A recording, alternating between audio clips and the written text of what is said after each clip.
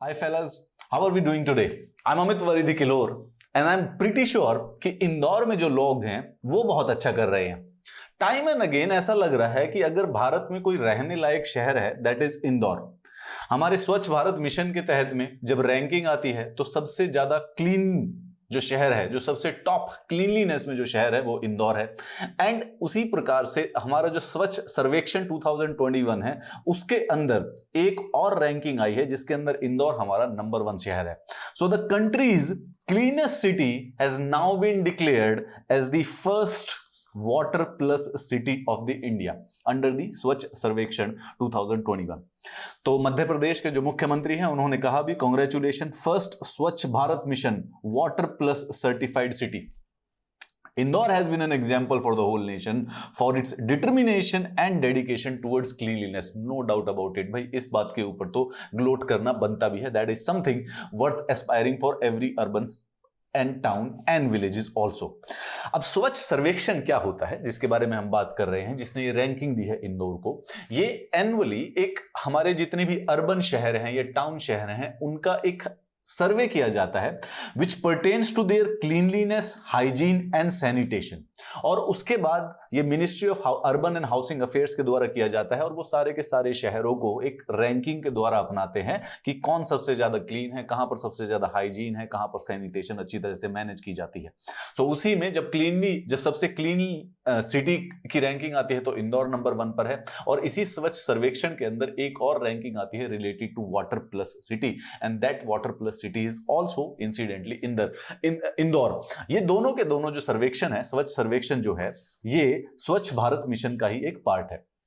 भाई अगर हम किसी चीज में प्रोग्रेस करते हैं तो हमें उसका सर्वे करवाकर उसकी बारे में जो प्रोग्रेस है उसको टाइम टू टाइम नापते भी रहना चाहिए। अगर आप पढ़ रहे हो तो टाइम टू टाइम टेस्ट देकर ये पता लगते रहना चाहिए कि कितने नंबर आ रहे हैं। सिमिलरली सर कुछ ऐसा ही प्लान है।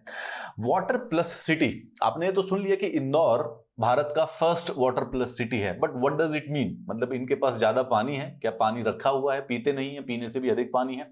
What exactly does the word means कि वाटर प्लस सिटी होने का क्या मतलब है? इसके लिए एक क्राइटेरिया बनाया गया है मिनिस्ट्री के द्वारा। वाटर प्लस सिटी सर्टिफिकेट उस सिटी को प्रोवाइड हो जाता है for maintaining cleanliness in reverse and drains under its administration. तो इंदौर का जो शहर है उसके अंदर जितने भी ड्रेन्स आते हैं, जो भी नदियां आती हैं, जो भी स्ट्रीम्स आती हैं, उसको कंप्लीटली क्लीन मेंटेन करने के लिए एक सर्टिफिकेट दिया जाता है जिसको वाटर प्लस सर्टिफिकेट कहते हैं। इसमें एक प्रोटोकॉल और एक टूल किट प्रोवाइड करती है union ministry of housing and urban affairs. वो कहती है कि सिर्फ उस सिटी को वाटर प्लस सिटी डिक्लेयर किया जा सकता है जहां पर सारा का सारा वेस्ट वाटर जो कि घरों से रिलीज होता है या कमर्शियल एस्टेब्लिशमेंट से रिलीज होता है, उसको एक सेटिस्फैक्टरी ट्रीटमेंट के बाद ही नदियों या स्ट्रीम्स में छोड़ा जाए।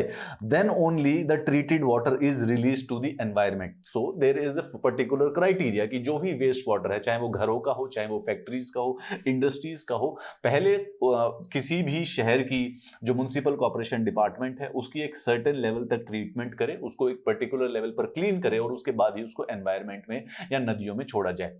अब इसी प्रोटोकॉल के तहत Indore has been declared as the India's first water plus city. अब इसका सिंपल क्राइटेरिया, और भी इसके अंदर कई क्राइटेरिया होते हैं ये सर्टिफिकेट जो शहर पाना चाहता है। सबसे पहले it must be insured that the dirty water from the city does not go into any river और ड्रेन। तो यानी कि ना घरों से ना कुछ और, कोई भी गंदा पानी इन द सेंस कि दे नीड टू बी मतलब उसको किसी तरीके से थोड़ा सा प्योरीफाई करके या थोड़ा सा ट्रीट करने के बाद ही बेसिकली नदियों में छोड़ना जरूरी है। पहली बात तो ये हो गई। दूसरा, all public toilets in the city must be connected to sewer lines and must be clean. And finally एक तीसरा जो क्राइटेरिया है किसी भी सिटी को वाटर प्लस सिटी कहलाने के लिए, 30% of the city's sewer water has to be recycled and reused. ये तीनों के तीनों क्राइटेरिया इंदौर ने बेसिकली हासिल कर लिए। तो सबसे पहला कि वहां के किसी भी नदियों में कोई भी जो स्ट्रीम है वहां पर बिल्कुल डायरेक्टली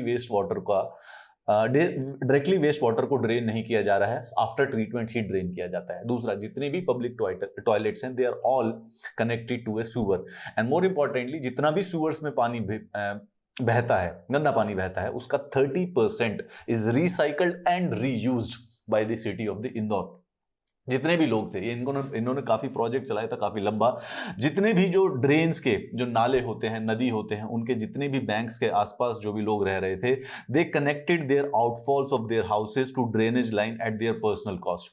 आप सोचिए, यूजुअली क्या होता है कि नाले के बहुत ज्यादा पास कोई रहता है, या नदियों के पास या स्ट्रीम्स के पास कोई बहुत ज्यादा पास रहता है, तो ऐसे वाले जो घर या कॉलोनीज होती है, वहां पर ड्रेनेज बहुत ज्यादा डेवलप नहीं होती है। क्यों? क्योंकि जो वेस्ट वाटर है वो सीधा नदी में बह जाता है, तो प्रॉब्लम उनके लिए पहले इस प्रकार से ही प्रॉब्लम को सॉल्व किया जाता था। So any person living in Indore जो कि किसी ड्रेन के या नदी के पास रहता था, उन्होंने अपने खुद का पैसा खर्च करके अपने जो भी आउटफॉल था, जो भी बेसिकली घर से वेस्ट वाटर जा रहा था, उसको ड्रेनेज से कनेक्ट किया स्पेसिफिकली। फिर उसके बाद म्युनिसिपल कॉर्पोरेट कमिश्नर ने यह भी बताया कि 7,000 पब्लिक और domestic sewer outfalls in the city were stopped. और धीरे धीरे कोशिश की गई कि सिटी की, इंदौर शहर की जितनी भी नदियां हैं, उन सबको बिल्कुल सीवर लाइन से कंप्लीटली फ्री किया जाए। और उसके बाद जो सीवर लाइंस में जो वाटर आता था, उसके लिए रिसाइकलिंग प्लांट्स भी लगाए गए, and that 30% of recycled water is usually reused by people at the construction sites and for the gardening purposes.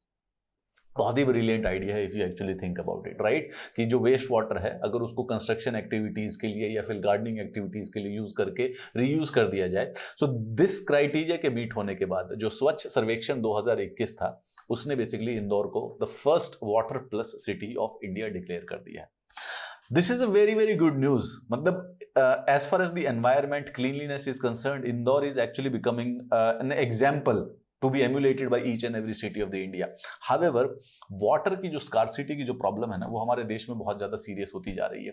At this moment आप जो ये मैप देख रहे हैं, India is actually facing A water scarcity challenge, जहां पर ground water जो user, जो सबसे ज्यादा ग्राउंड वाटर यूज करते हैं, जैसे कि पंजाब हो गया, अपना हरियाणा हो गया और राजस्थान हो गया, they are facing tremendous crisis. It is being assumed that by 2025 और definitely by the 2030 in states में ग्राउंड वाटर निकालना ऑलमोस्ट मुश्किल हो जाएगा। एक एग्जांपल के तौर पे आप देखते हैं, ये जो हरियाणा के यहाँ पर 17.62 लिखा हुआ है, दिस इज द डेप्थ जो जहां पर इस समय ग्राउंड वाटर मिलता है। ये 15 साल के अंदर अंदर डबल हो गई है। यानी कि अगर हम 2010 में या 2005 के करीब में हरियाणा गुड़गांव के अंदर ग्राउंड वाटर खोदने की कोशिश करते, तो हमें सिर्फ 8 या 9 मीटर तक नीचे जाना पड़ता था, 10 मीटर तक नीचे जाना पड़ता था। However, in 2021, to reach the groundwater, we have to go to 17.62 meters.